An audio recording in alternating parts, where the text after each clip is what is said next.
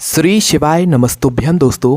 आप सभी लोग जानते हैं कि 14 अक्टूबर 2023 को है सर्वपितृ मोक्ष अमावस्या। आप नाम से ही समझ सकते हैं कि इस अमावस्या को आपके पितरों को मोक्ष प्रदान हो सकता है अगर आप अपने पितरों के लिए यह एक चावल की कटोरी और एक कपूर के टुकड़े वाला उपाय कर देते हैं तो। और इससे आपके घर परिवार में भी खुशियाँ आएंगी। आपके पितृ जब आपसे प्रसन्न होंगे तो वो आपको अच्छा आशीर्वाद देंगे, जिसकी वजह से आपके घर में सभी काम सफल भी हो जाएंगे।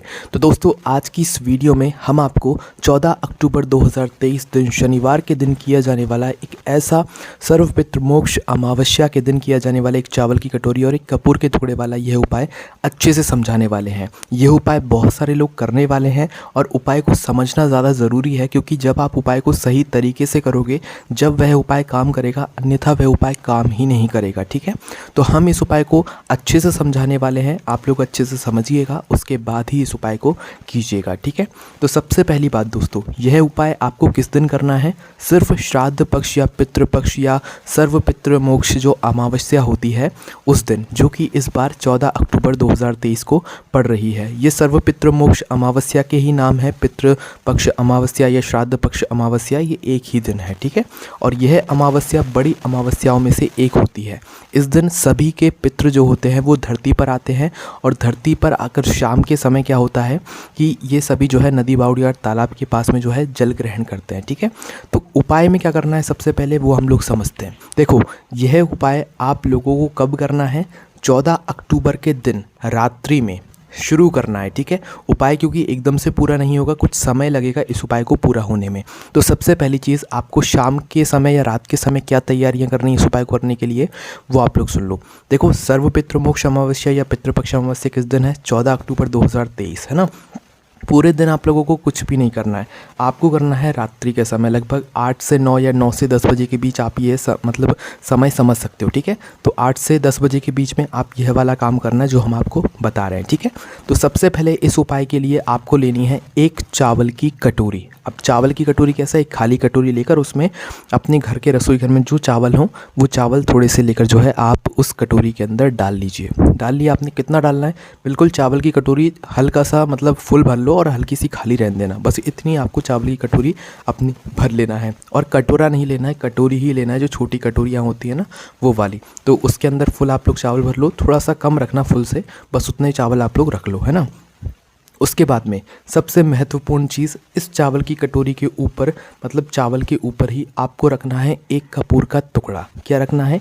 एक कपूर का टुकड़ा। अब आप लोग ये कहेंगे कि कौन सा कपूर का टुकड़ा रखना है। देखो, कपूर आजकल बहुत प्रकार के आते हैं, पर कोशिश करना आप अच्छे से अच्छा कपूर ही उपाय में प्रयोग करो। ठीक है, तो करना क्या है आप लोगों को, किसी भी जो मतलब पूजन वाली दुकान होती है जहाँ पर पूजन सामग्री मिलती है वहाँ पर जाकर उससे बोलना कि वो आपको कपूर दे दे। अब वो आपको दो तरह का कपूर बताएगा। पहला तो वो कपूर जो कि गोलियों के टाइप जैसा होता है, मतलब गोलियाँ गोलियाँ होती हैं और वो गोलियों के रूप में कपूर होता है। ठीक है, और दूसरा वो बताएगा जिसमें एक लंबी सी जो है डिल्ला होता है या लंबा सा जो है एक कपूर का टुकड़ा जैसा होता है। ठीक है, मतलब बड़ा बड़े टुकड़े जैसे होते हैं। ये दूसरा वो आपको कपूर बताएगा। तो इसमें से आपको कौन सा कपूर लेना है? आपकी जो मर्ज़ी हो आप वो वाला कपूर ले सकते हो। वैसे कपूर का टुकड़ा अगर देखा जाए तो जो टुकड़े वाला कपूर होता है, आप इस उपाय में वो वाला प्रयोग करेंगे तो ज़्यादा बेहतर रहेगा। ठीक है, उपाय के लिए करना है। और अगर आपके पास गोल वाला भी जो कपूर है ना, वो भी अगर आप लोगों के पास है वो भी आप ले आते हैं तो वो भी चल जाएगा, उससे भी कोई दिक्कत नहीं है। ठीक है, तो आप ऐसा रखना कि थोड़ी ज़्यादा मात्रा में आप लोग कपूर जो है अपनी उस चावल की कटोरी के ऊपर रख लो। और जब एक कपूर का टुकड़ा रखोगे तो वो एक साथ ही एक पूरा टुकड़ा निकल कर आ जाएगा, जिसे आप लोग को अपनी चावल की कटोरी के ऊपर रख देना है। ठीक है, और जिसके पास गोल वाला कपूर है वो छोटा सा गोल वाला कपूर या 2-3 कपूर जो है उठाकर अपनी चावल की कटोरी के ऊपर आप लोग रख देना। ठीक है, अब रखने के बाद सबसे महत्वपूर्ण बात आती है, सबसे महत्वपूर्ण काम आता है इस कटोरी को किस जगह पर रखना है। और सबसे पहली चीज़ आप ये भी समझ लीजिए कि इस उपाय को किस व्यक्ति को करना है। देखो, घर में जो माताएं बहनें होती हैं ना, उनको ये उपाय करना है। घर का किसी एक सदस्य को यह उपाय करना है, जो भी माताएं बहनें हों उनमें से। ठीक है, तो करना क्या है, इस चावल की कटोरी को आपने तैयार कर लिया, ऊपर कपूर का टुकड़ा रख लिया, वो भी आपको बता दिया कपूर का टुकड़ा कैसे रखना है। और उसके बाद में इस चावल की कटोरी को उठाना है। अब देखो, यहाँ पर आपके घर का मुख्य द्वार आपने देखा है, आपको वहाँ पर जाना है।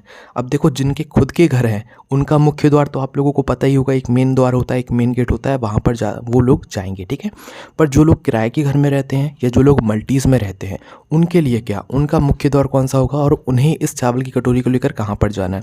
तो देखो, जिनके खुद के घर हैं उनको तो कोई दिक्कत नहीं, उनका एक मेन गेट अलग ही होता है।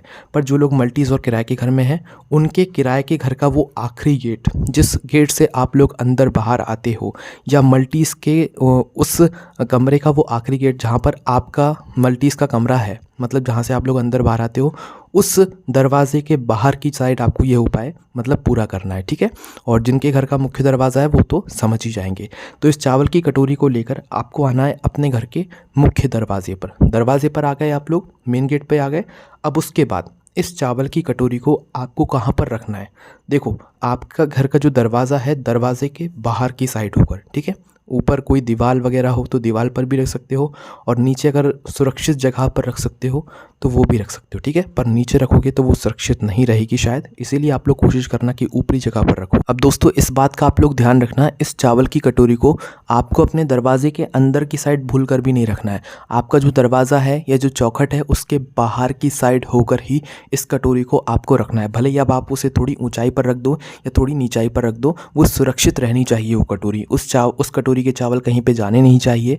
उस कटोरी के चावल की कटोरी के ऊपर जो आपने कपूर रखा है वो भी सुरक्षित रहना चाहिए। ऐसे स्थान पे आपको अपने घर के दरवाजे के बाहर की साइड करके इस कटोरी को रख देना है। किस साइड रखोगे? अंदर से देखने पर आपका जो सीधा हाथ हो, आप उस सीधे हाथ की हथेली पर, उस सीधे हाथ की चौखट पर बाहर की साइड जो है इस कटोरी को रख दीजिए, ठीक है। किस समय रखना है? उसी समय रात्रि में 8 से 10 बजे के बीच में कभी भी। किस दिन? अमावस्या के दिन, ठीक है। अमावस्या के दिन रात्रि में ये उपाय शुरू होगा, ठीक है। अब आपको करना क्या है, यहाँ पर आपका आधा काम पूरा हो जाता है, ठीक है। मतलब आधा उपाय पूरा हो जाता है कि आपने अपने घर के मुख्य द्वार के बाहर की साइड ये चावल की कटोरी जिसके ऊपर आपने कपूर का टुकड़ा रखा हुआ ये रख दिया। अब इसके बाद आपका आधा उपाय होता है पूरा, और आप अपने कामों को कर सकते हैं और रात्रि में सो सकते हैं, ठीक है। अब पूरी रात, मतलब कि जो अमावस्या की रात होगी वो पूरी रात आप लोगों को इस कटोरी को अपने घर के दरवाजे के बाहर की साइड रखे रहने देना है। आपको छूना भी नहीं है, कुछ नहीं करना है, ठीक है। बस हो सके तो उस कटोरी को जितना हो सके सुरक्षित जगह पर रखना, कोई उसे हानि ना पहुंचाए, ठीक है। कोई बिल्ली आ जाए या कोई गाय आ जाए तो भाई उनसे आपको बचा कर रखना है, ठीक है। तो करना क्या है, पूरी रात आप इसे रखे रहने दो, और इस उपाय को पूरा आप लोगों को करना है सुबह के समय, प्रातःकाल सुबह सुबह। देखो, अमावस्या के दिन ये उपाय शुरू होगा और अगले दिन नवरात्रि लग जाएंगे, शारदीय नवरात्रि लग जाएंगे, मतलब नवरात्रि का पहला दिन एकम लग जाएंगे। तो उस दिन प्रातःकाल सुबह सुबह, जिस दिन नवरात्रि का पहला दिन होगा, एकम होगी, तो सुबह सुबह आपको क्या करना है कि सबसे पहले तो स्नान करना है, ठीक है। अभी इस कटोरी के पास बिल्कुल नहीं जाना है आप लोगों को, पहले स्नान करना है। स्नान करने के बाद आप लोगों को शुद्ध वस्त्र, शुद्ध हो जाना है बिल्कुल पूर्ण रूप से, ठीक है। धुले हुए कपड़े या नए कपड़े पहन लेना है। उसके बाद में अगर आप अपने घर की साफ़ सफाई जो करना चाहें वो पहले कर लीजिए। अपने घर के बाहर की साइड जो भी आप लोग मतलब करना चाहते हैं, गोबर लीपना चाहते हैं या पानी छिड़कना चाहते हैं, पहले वो कर लीजिए। आपके सारे काम हो जाएं। सारे काम होने के बाद, उसके बाद जितना जल्दी हो सके सुबह सुबह आप इस उपाय को पूरा करने की कोशिश करना, ठीक है। जैसे कि 7, 8, 9, 10 बजे तक भी करोगे तो भी चल जाएगा। तो आपके सारे काम हो गए। अब सारे काम होने के बाद आप अपने घर से, रसोई घर से एक माचिस का मतलब वो उठा लेना, एक माचिस उठा लेना, ठीक है। उस माचिस को लेकर अब आप आना इस उपाय को पूरा करने के लिए। उस माचिस को लेकर आप आ जाइए अपनी इस कटोरी के पास में, जहाँ पर आपने मुख्य द्वार के बाहर की साइड इस कटोरी को रखा हुआ है। और करना क्या है, देखिए, इस चावल की कटोरी के ऊपर आपने रखा हुआ था एक कपूर का टुकड़ा। क्या रखा हुआ था? एक कपूर का टुकड़ा। तो आपका सबसे पहला काम अब ये रहेगा कि अपनी माचिस को जलाकर उस चावल की कटोरी के ऊपर जो कपूर का टुकड़ा रखा हुआ है उसको जला दो, ठीक है।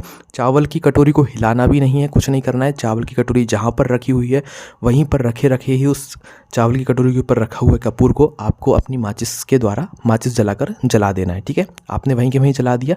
जब तक वो कपूर का टुकड़ा जलता है, जब तक आपको अपना मतलब वहीं उसी स्थान पर खड़े रहना है, ठीक है। जब तक वो मतलब जो कपूर का टुकड़ा है वो जल नहीं जाता, उसके जलने का इंतज़ार करो। और जब वो पूरा जल जाए, अच्छे से आगे उसकी मतलब पूरी तरीके से बुझ जाए, कपूर पूरी तरीके से जल जाए उसी चावल के कटोरी के ऊपर ही, तो आपको करना क्या है, अब आपको इस चावल की कटोरी को उठाना है। जब कपूर पूर्ण रूप से जल जाए, अब आपको इस चावल की कटोरी को उठाना है और इस चावल की कटोरी के अंदर जो चावल है, इन चावलों को आपको पक्षियों के लिए चुगने के लिए डाल देना है। अब कहाँ पर डालोगे?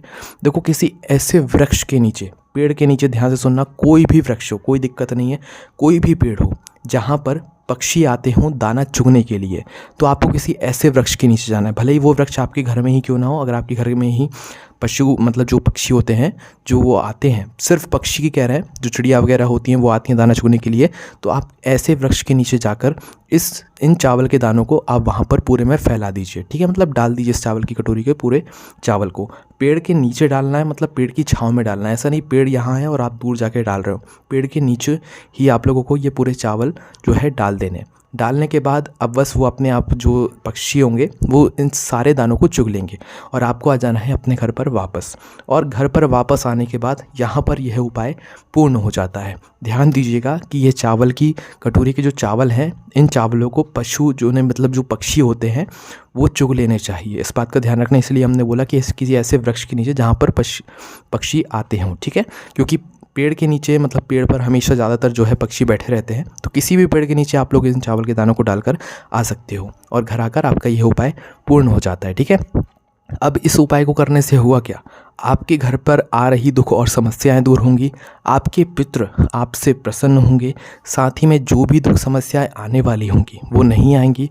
आपको जिस काम में सफलता नहीं मिल रही होगी आपको उस काम में सफलता भी मिल जाएगी, ठीक है। इतने सारे फ़ायदे हैं मात्र इस एक उपाय को करने से। अगर आपको विश्वास नहीं होता तो आप इस उपाय को करने की कोशिश ज़रूर कीजिएगा। ये वीडियो थोड़ा लंबा इसीलिए हुआ है क्योंकि हमने इस उपाय को आपको अच्छे से समझाने की कोशिश की है, हर एक सवाल का अच्छे से जो है आपको जवाब दिया है, ताकि इस उपाय को सुनने के बाद आपके मन में कोई प्रश्न ना आए और आप पूछे भी ना और आप बिल्कुल आसानी से इस उपाय को कर सकें। बाकी जब भी पूरा उपाय सुनने के बाद भी आपके मन में कोई भी प्रश्न आता है तो आप हमसे कमेंट करके पूछ सकते हैं। बाकी ये वाला उपाय हमारी वेबसाइट भोलेनाथभक्ति.com पर भी आपको मिल जाएगा, वहाँ पर जाकर आराम से बैठकर आप पढ़ सकते हैं, ठीक है। समझ नहीं आता वहाँ पर भी आप कमेंट करके पूछ सकते हैं, कोई भी समस्या है कमेंट करके पूछ सकते हैं। ओम नमः शिवाय, जय भोले बाबा, श्री शिवाय, नमस्तुभ्यम।